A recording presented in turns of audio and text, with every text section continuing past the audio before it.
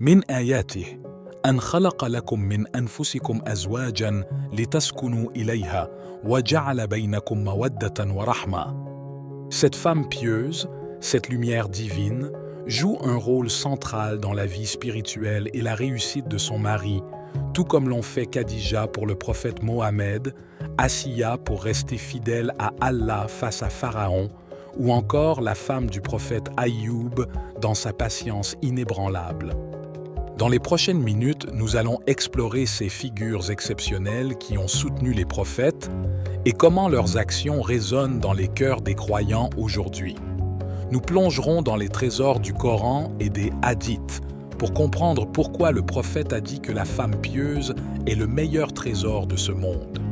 Vous découvrirez comment elle devient la gardienne de la foi, l'éducatrice des futures générations et la clé d'un mariage béni. Si vous avez soif d'inspiration, de force et de sagesse divine pour comprendre le véritable rôle de la femme pieuse dans un foyer musulman, alors préparez-vous. Ce voyage est fait pour vous. Commençons par un exemple magnifique tiré du Coran. Parlez-moi d'un homme plus éprouvé, plus miséricordieux que le prophète Aïyoub alayhi salam. Il fut touché par les pires calamités, la perte de ses biens, de ses enfants, puis sa santé. Mais au milieu de ces épreuves terribles, qui était à ses côtés, fidèle et patiente? Sa femme. Elle l'a soutenu jour après jour, durant des années, alors qu'il était malade et isolé. Sans jamais se détourner de lui, elle a travaillé pour subvenir à ses besoins et a maintenu la flamme de l'espoir dans leur foyer. Cette patience, cette fidélité, c'est ce que le prophète Aïyoub lui-même a loué quand il a imploré Allah. Rabbi inni massani ad-durr wa anta arhamur rahimin. Sourate Al-Anbiya 21, 4-23. Cet exemple nous montre que derrière chaque homme pieux qui traverse les épreuves, il y a souvent une femme pieuse qui le soutient, l'accompagne et l'encourage à rester ferme dans la foi. Le prophète Mohammed a dit dans un hadith célèbre « Et si nous parlons de la meilleure femme pieuse, la première qui vient à l'esprit est Khadija bint Khuwaylid radiyallahu anha. Elle n'était pas seulement la première épouse du prophète, elle était son premier refuge, son pilier dans les moments d'incertitude. Quand le prophète est revenu de la grotte de Hira, tremblant après la première révélation, c'est Khadija qui l'a rassuré. Elle lui a dit ces mots pleins de sagesse et de foi. « Allah ne te laissera jamais tomber. Tu entretiens les liens familiaux, tu aides les nécessiteux, tu soutiens les faibles, tu accueilles les invités et tu assistes ceux qui sont touchés par des épreuves. » Sa foi en lui et en sa mission a été inébranlable, même lorsque les autres doutaient. Khadija a soutenu le prophète non seulement moralement, mais aussi financièrement, en mettant toute sa richesse au service de la cause de l'islam. C'est ainsi qu'une femme pieuse transforme la vie de son mari. Par sa foi, par son soutien indéfectible, elle devient une source de force et de sérénité. Mes frères, mes sœurs, imaginez un instant la grandeur de cette femme et demandez-vous comment vous pouvez, vous aussi, être un soutien pour l'autre dans votre couple. Allah, dans sa grande sagesse, nous a montré que le mariage ne se limite pas à une simple cohabitation, mais qu'il est fondé sur l'amour et la miséricorde.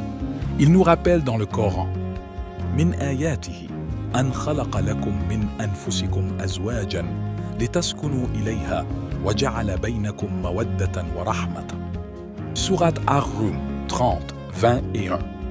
Un des couples les plus aimés et respectés dans l'histoire islamique est celui de Fatima radiyallahu anha et de son mari Ali ibn Abi Talib radiyallahu anhu.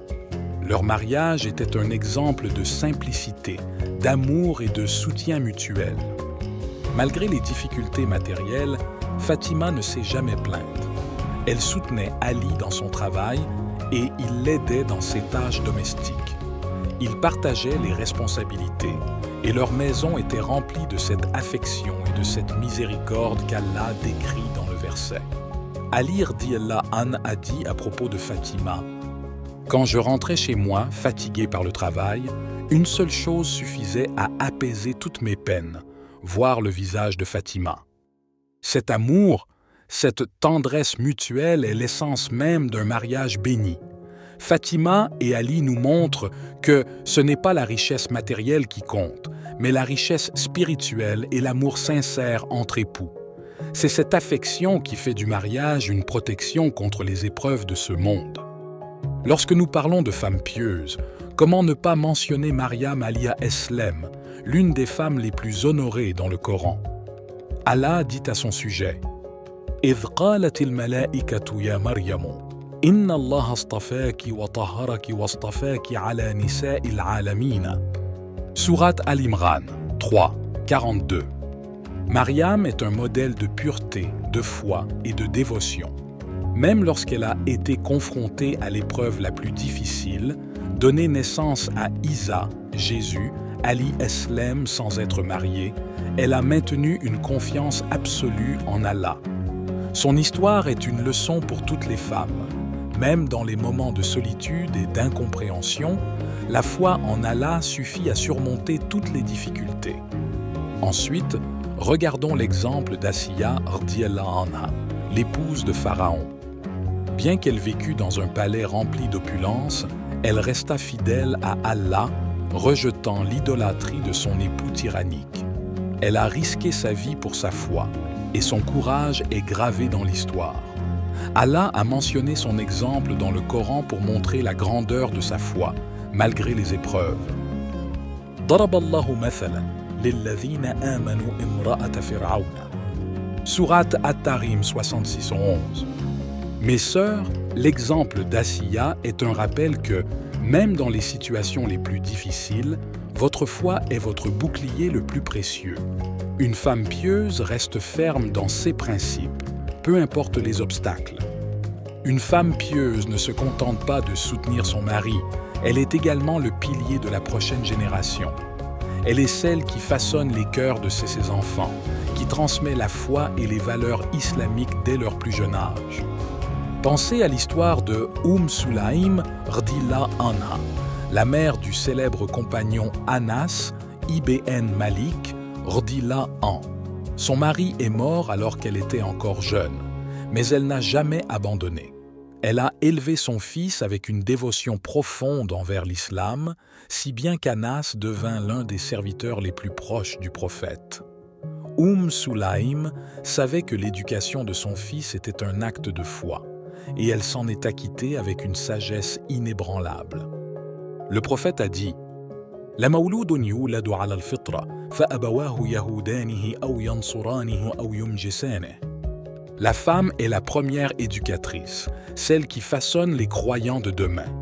Imaginez un instant la récompense qu'Allah réserve à celle qui élève une génération de croyants pieux, qui sera un sadaka jariya, une aumône perpétuelle pour elle. Mes frères et sœurs, les exemples sont nombreux, mais le message est clair. La femme pieuse est un pilier indispensable dans la vie d'un homme pieux. Elle est à la fois une source de soutien, de lumière et de sagesse.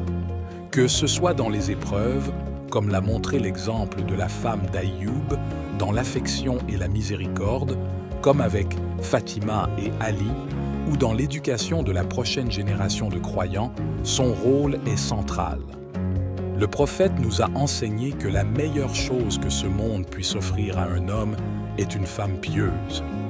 Alors, mes sœurs, comprenez la valeur immense que vous avez aux yeux d'Allah.